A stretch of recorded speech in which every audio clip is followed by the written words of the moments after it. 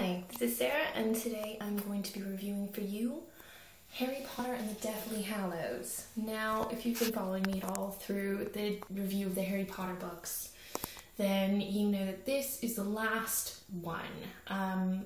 Now, when the movies were made, it was broken into two separate films, and I think all told it winds up being like, oh god, it's got to be at least 4.5 hours altogether. Now, having read the books, okay, so the book, very long. That's probably why I've taken so long to do this review, and I'm lazy.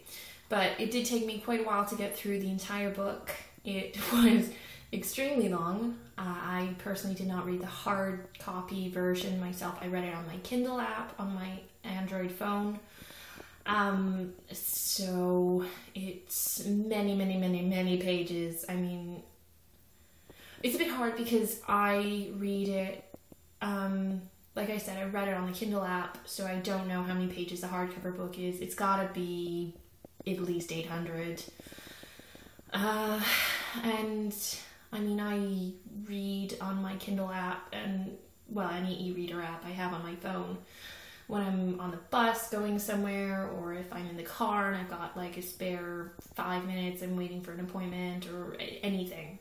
So the fact that it took me, oh god, well, at least 2 weeks, at least, to get through it, it was big. I mean, I'm not a particularly fast reader anyway. It was probably closer to 3 weeks now that I think about it. It was very good. It was loads better than the movie. You get to really see the characters individually so much better. Ron was particularly awesome in this book, and I think that there's characters that you learn to love throughout the series, a couple who you lose.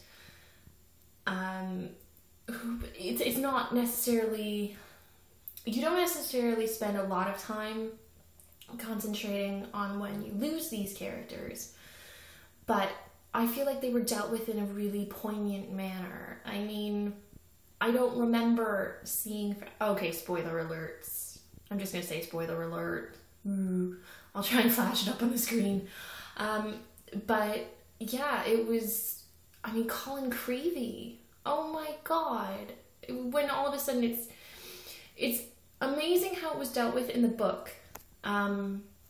Like when Harry sees Colin Creevey has been killed, and it's mentioned even though he was underage, he must have snuck in, and it's dealt with at a point in the book right at the very end, and okay, maybe I should start from the beginning. So rather than being based at Hogwarts, this year we find Harry and Hermione and Ron searching for the Horcruxes, which are these items imbued with bits of Voldemort's soul that he's been using to keep himself bound to this world, if not necessarily alive. Obviously, we find out in the previous books he was not really alive in a way that anybody would want to be alive. And we find out how he's managed to be semi-immortal in The Half-Blood Prince, and that was amazing. You know, it was really well dealt with. It's sort of explained much better in the books than it is in the films, and through this one we find out we find out about the Horcruxes. We watch as they're all destroyed. It was amazing. So much. It's so big. And it's like, if anybody's watching this and they haven't read the books or they haven't seen the movies, I think the movies were quite good. And I really enjoyed them more than I thought I would, especially since I know I probably said this in along these reviews, but the first time I dealt with Harry Potter, I had never heard of the books, and a friend of mine was going to go and see the movie, and she invited me along to see the very first one, the Sorcerer's Stone, or Is it the Sorcerer's Stone or is it the Philosopher's Stone, the movie? I think it was supposed to be the Sorcerer's Stone. Anyway, but it is the Philosopher's Stone. Whatever. It's the same thing. But yeah, she invited me along to see the movie. I hadn't read any of the books. Really, I have no idea. It was so weird. I went to see the movie not having heard anything about it. I don't know how I hadn't heard anything about any of it. I guess I was literally at the time living under a rock. I don't know. But I saw the first movie and it was okay. I did enjoy it, but I wasn't like hooked. And I wasn't particularly bothered. And then, you know, after, I mean, a couple years ago, I sort of caught up, I think, as far as The Goblet of Fire. I wound up watching that just randomly. And then over the last couple of months, I decided after hearing everybody go on about it so much, I said, oh, well, okay, maybe I should just see what everybody's making a big deal about. So I did. I think, should point out, this I think is book 12 or 13 in my, 52 for 2012 stack. Something like that. I'll figure it out before I post this, and I'll put it somewhere around, let's just say I'll put it here on the blurb. And I'll put it down below. But yeah, I didn't necessarily get into it, and then this year I just decided, well, I'll take the plunge, because sometimes when everybody you know is going on about a book, it can be totally worth it. Like the Hunger Games series, everybody was on about it, and I was like, I don't know, and then I took the plunge and I read them, and they were amazing. So I thought, well, Harry Potter as a series is one of those things that everybody was going on about, so okay, why not? I'll read through them. And it was really good. And the last one, you see Harry and Hermione and Ron, and you learn a lot more about, Wizarding Society and how it works in a way, mostly because you're learning about how it's being bastardized and how there's incursion by the Death Eaters into the government, how there's control of all the media sources and stuff like that. It goes slightly Big Brothery. It was really good. It was amazing. And the book goes into so much more detail, and I'm at the point now where I'm trying to sort of, the movies were good, and you would think that, if you're going to take a book and split it into 2 movies, you're going to get a really great treatment of the book, you would assume, because they have so much more time to do it. And the argument for so much being left out of a movie is because they, only have 2.5 hours. I mean, unless you're watching The Stand, in which case, when you have a movie that is 8 hours long, I don't think you have any excuse for truncating it whatsoever. But they did. That was, that's for another day. But this was so much better than the movie, and I think really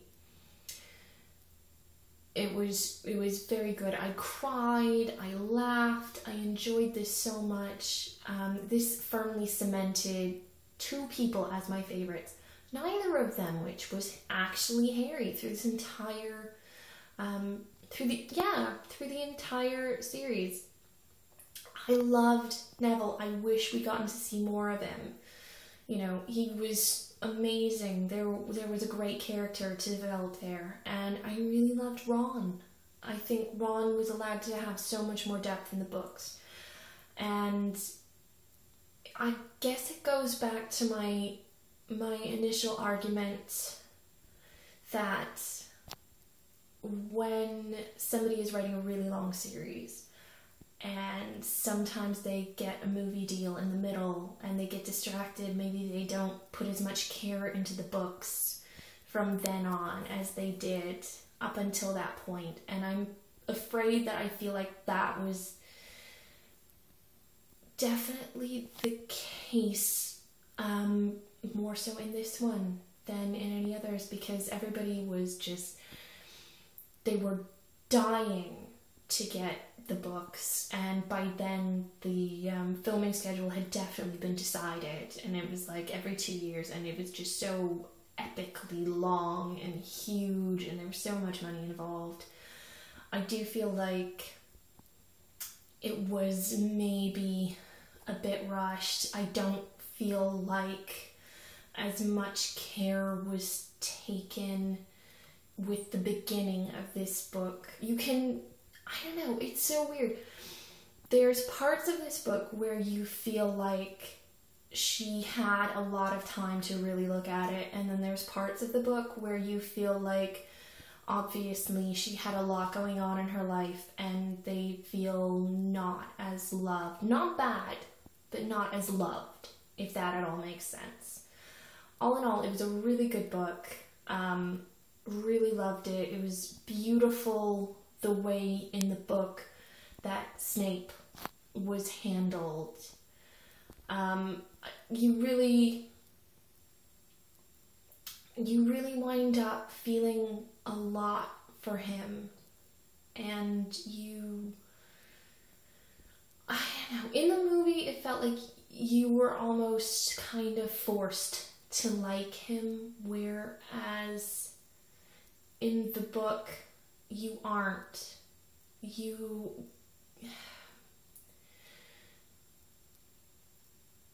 I don't know, you feel like he's more humanized in the book than in the movie, even though the movie seems to want you to like him more than the book does.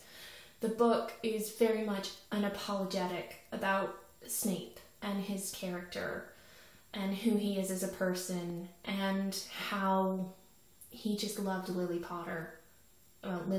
Evans. You know, he loved her. He really, really loved her. And it was, I don't know, it's hard to explain if you haven't read it. You should definitely read it. I've spent, 2 months, I guess, reading through this series whenever I had a spare few minutes, and it's amazing. It is everything that everybody was talking about and more. It was very, very good. It was compelling. I felt definitely the whole way through. I'm one of those people where if I start a book or a series of books, I have to finish them. I have Terry Goodkind sort of Truth series right now, for the most part. I think I'm 2 books shy of where he is, sort of thing. I have that on my bookshelf right now. I have to read I think I'm on like the 3rd or the 4th book of that now. I will finish it because I've started, and therefore I have to finish. I didn't feel like that about this. I didn't feel like it was one of those things of, oh, well, I've started, I have to finish it. I definitely felt like I really wanted to know about how things happened. I definitely felt invested in the characters. I think that it was well written. I mean, we're not talking like English literature standard, but for what it was well written. You could definitely feel like she was allowing her books to grow up with her readers as well. You definitely felt like the language changed, and certainly her writing style as she went on through the books developed as well, which was absolutely a joy to notice. It was gradual and it was beautiful, and she definitely respected that, people who had started in the series would be able to enjoy and appreciate, as you go along. It was good. It's sort of like, it was just watching her develop as a writer. through the books. It was beautiful, and if and when she puts something else out, I'm going to be very interested to look into it and to read it. So yeah, I mean, this was an epic series, and it was very enjoyable, and I would absolutely recommend to anybody to read it. Absolutely. And it was definitely a case of the books being better than the films. Not because the films are dated, but just because they offer that little bit more. But I'm not saying that the movies weren't good. The movies were good as well. I think it's almost to how I feel about George Martin and Game of Thrones on HBO, where it almost feels like it's a slight retelling of the stories in order to adapt them for the screen. Almost. There were some bits that I just feel like you do wind up feeling like there were some things that should have just been left the way they were. I feel like some things that were attributed to, Ron in the books should have been left attributed to Ron in the film. I don't feel like Ron was treated as awesomely as he should have been. But all in all, it was a really, really good series. I loved it. I loved the characters. I do feel like the ending was a bit annoying. I feel like something should have been broadened a bit more. And I totally feel like absolutely we should have gotten a bit more detail into it. I would have loved to have heard that, Neville had married Luna and all that good stuff. I would have loved to know who wound up being, the headmaster or headmistress at Hogwarts when the kids are going off to school. I guess really it would have been nice to, instead of just go 19 years later, blah, it would have been nice if it had been just sort of a long, drawn out, I don't know, it does feel like an add-on literally just to cap it off so that nobody else could touch it, which is silly, because if fan fiction is going to happen, God knows there is nothing you can do to stop it. Just nothing.